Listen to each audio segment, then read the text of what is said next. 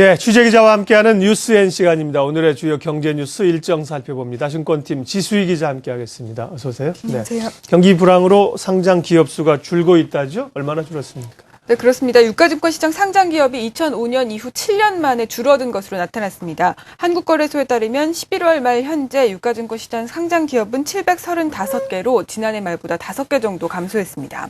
또 코스닥 상장기업도 1997년 문을 연 이후 가장 많이 줄어든 것으로 나타났습니다. 이유는 증시 침체로 신규 상장기업이 크게 감소했기 때문인데요. 실제로 이달 상장 예정이었던 포스코 특수광과 삼보 ENC가 기업 가치를 제대로 평가받지 못했다는 이유로 상장 계획을 철회했습니다. 또 올 들어 현대오일뱅크와 미래에셋생명, 또 산은금융지주도 상장을 철회하거나 연기했습니다. 이 때문에 올해 새로 상장한 기업은 유가증권시장 11개와 코스닥시장 20개로 지난해보다 56개나 줄어들었습니다. 상장 기업이 감소했다는 것은 기업들이 주식시장에서 자금을 조달하는 것이 그만큼 어려워졌다는 뜻인데요. 이 때문에 지난 10월 말 기준으로 기업 공개를 통한 자금 조달 실적은 3,904억 원으로 지난해 같은 기간보다 81.3%나 급감한 것으로 나타났습니다. 네. 이렇게 신규 상장이나 주식시장에서 자금 조달이 어려워서 기업들이 회사채 발행을 많이 늘리고 있다는데요. 회사채 발행 상황은 좀 더 낫습니까? 채권시장은? 네, 그렇습니다. 회사채 발행 환경은 그나마 좀 괜찮은 편입니다. 네. 금융감독원에 따르면 올 들어 지난 10월까지 기업들이 발행한 일반 회사채 규모는 50조 6,530억 원으로 지난해 같은 기간에 비해 0.7% 감소하는 데 그쳤습니다. 하지만 문제는 대기업과 중소기업 간의 양극화가 심해진다는 것인데요. 올 들어 발행된 회사채 가운데 99.9%인 50조 5,891억 원을 대기업이 발행했습니다. 지난해 같은 기간에 비해서 전체 회사채 발행 규모는 줄었지만 대기업 발행 분량분은 오히려 늘어난 것입니다.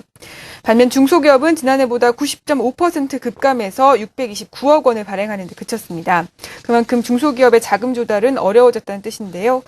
한편 주식시장 침체로 주식 관련 사채인 전환사채와 신주 인수권부 사채 발행도 부진한 것으로 나타났습니다. 네. 이 골드만삭스 자산운용이 한국 증시를 떠나면서 촉발된 이 외국계 금융사의 한국 이탈. 더 일어날 것이라는 얘기와 함께 대규모 이탈은 없을 것이라는 주장도 있습니다. 어떻게 들어옵니까?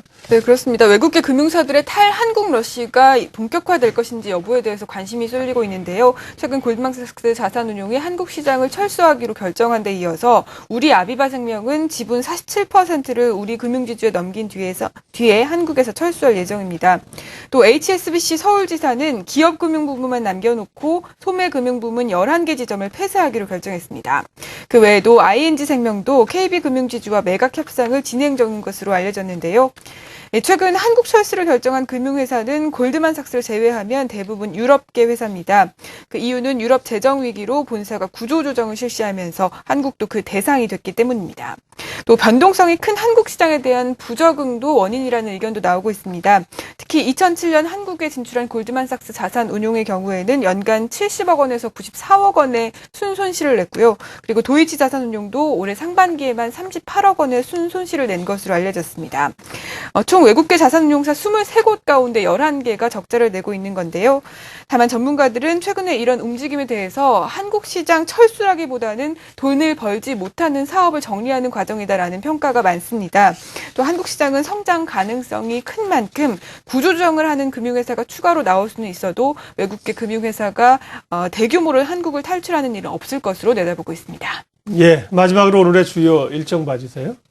네, 기획재정부는 조금 전 11월 소비자 물가 동향을 발표하고 또 오늘 3시부터 물가관계 장관회의를 엽니다. 기재부는 또 외국인 증권 투자 모니터링 강화 대책을 발표할 예정이고요. 한국은행은 수익제 투자를 반영한 우리나라 직접 투자 동향을 발표할 예정입니다. 오늘의 뉴스 브리핑 증권팀 지수희 기자 함께했습니다. 잘 들었습니다. 감사합니다.